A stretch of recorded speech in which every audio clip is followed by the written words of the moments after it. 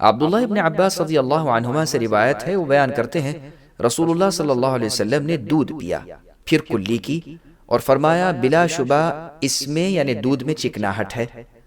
اس حدیث کو بخاری اور مسلم میں روایت کیا ہے۔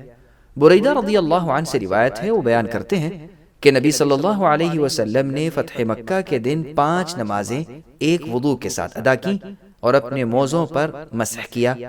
عمر رضی اللہ عنہ نے آپ سے دریافت کیا کہ آپ نے آج ایسا کام کیا ہے جو آپ پہلے نہیں کیا کرتے تھے۔ آپ نے فرمایا اے عمر، میں نے یہ کام جان بوجھ کر کیا ہے۔ اس حدیث کو مسلم نے روایت کیا ہے۔ سوید ابن نعمان رضی اللہ عنہ سے روایت ہے، وہ بیان کرتے ہیں کہ وہ خیبر کے سال رسول اللہ صلی اللہ علیہ وسلم کی ہمراہی میں نکلے اور مقام خیبر کے نزدیک صحبہ مقام پر پہنچے۔ رسول اللہ نے وہاں عصر کی نماز ادا کی۔ بعد از آپ نے زیادہ راہ کھانا طلب کیا۔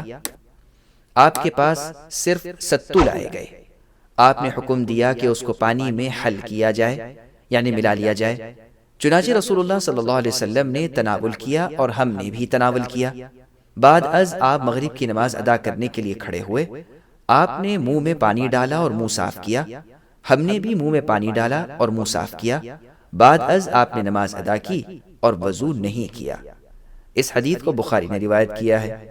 علی رضی اللہ عنہ سے روایت ہے، وہ بیان کرتے ہیں رسول اللہ صلی اللہ علیہ وسلم نے فرمایا نماز کی چابی وضو ہے اور نماز میں کلام وغیرہ کو حرام قرار دینے والی تکبیر تحریمہ ہے اور کلام وغیرہ کو حلال کرنے والا آخری سلام ہے۔ اس حدیث کو امام ابو داؤد، ترمذی اور دارمی نے روایت کیا ہے۔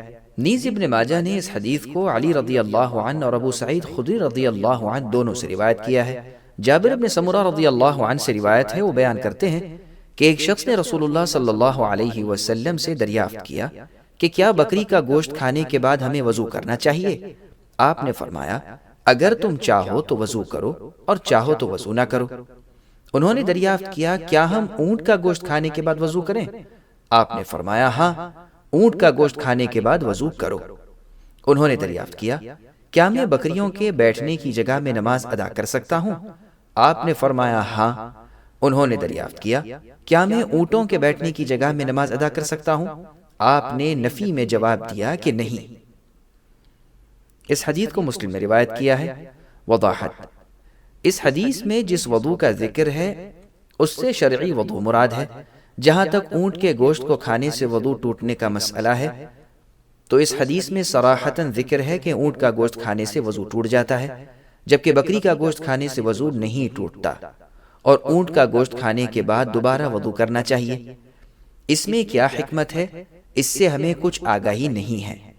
یہ حکم تعبدی ہے اور عقل اس کے ادراک سے قاصر ہے۔ اونٹوں کے باڑے میں نماز ادا کرنے سے اس لیے نہیں منع کیا گیا ہے کہ اس کا گوبر نجس یعنی پلید ہے، بلکہ اس لیے روکا گیا ہے کہ کہیں اونٹوں کی آمد و رفت یا بھاگنے کی وجہ سے نماز میں خلل نہ واقع ہو جائے اور نماز ادا کرنے والے انسان کا خشوع و خضوع نہ ٹوٹ جائے۔ واللہ اعلم۔